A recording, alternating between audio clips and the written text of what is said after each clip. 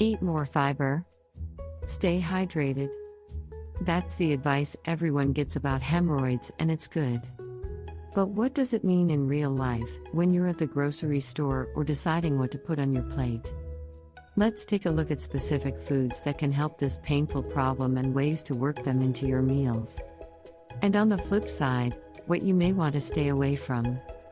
2 kinds of fiber. Soluble fiber dissolves in water to form a gel-like goo. Picture what happens to oats when you mix them with water. You want this stuff. It makes your stool soft, well-formed, and easy to pass. No constipation, little irritation. Sounds like the holy grail of poop, right? Insoluble fiber is what your grandmother would call roughage. It doesn't dissolve. If you drop a chunk of celery in water, it just sits there. It helps to keep things moving through and out of your system and to balance the chemistry in your intestines. Many high-fiber foods have both kinds.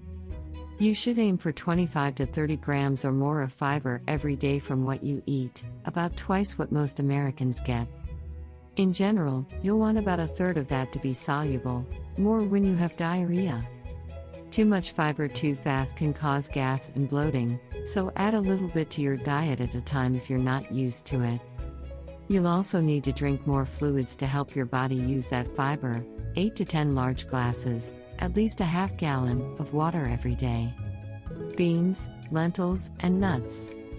You'll get a lot of bang for your bite with a legume family. Just half cup of beans such as kidney, navy, lima, or black beans will cover about a third of your daily goal. It will have between 7 and 10 grams of fiber, both soluble and insoluble, depending on which variety you choose. Grains. Swap white breads, pastas, and crackers for versions made with whole grain flours, buckwheat, stone ground cornmeal, or rye to boost the amount of insoluble fiber you'll get. Cooked oats and barley will give you soluble fiber, too. Instead of a plain white bagel for breakfast, have a packet of instant oatmeal with twice the fiber for less than half the calories. Reach for no butter popcorn when you get the munchies. Sprinkle oat bran or wheat germ on salads and soups. Fruits and vegetables. You can't go wrong with plant foods.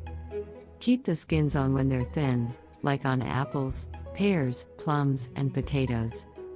That's where the insoluble fiber is, as well as compounds called flavonoids that can help control hemorrhoid bleeding. Brightly colored produced berries, grapes, tomatoes, and kale and other dark, leafy greens are generally rich in flavonoids. And the fresher, the better. Try to keep them whole and not damage the skins or leaves until you're ready to eat them. Avoid cooking to the point that their color fades. A serving of fruit is often good for at least 10% of your daily fiber, usually 3 to 4 grams. A cup of leafy greens, broccoli, Brussels sprouts, winter squash, or green peas will get you 4 to 5 grams of fiber. Some veggies and fruits have fiber plus a lot of water.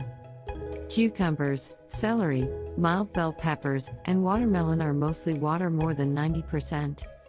Make a habit of adding another fruit or vegetable to any meal, like berries or bananas in your cereal, apple chunks on your salad, spinach in your omelet, or grated zucchini in your spaghetti sauce. Snack on dried fruits like figs, apricots, and dates. Swap sugary baked desserts for fresh fruit, raw strawberries rather than strawberry pie. What not to eat?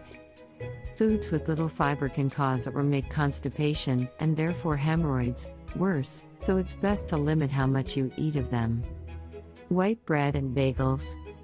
Milk, cheese, and other dairy. Meat. Processed foods such as frozen meals and fast food. Watch the amount of salt you eat. It can lead to your body hanging onto water, which puts more pressure on your blood vessels. That includes the veins in your bottom that cause hemorrhoids. Iron supplements can cause constipation and other digestive problems, so talk to your doctor before you take them.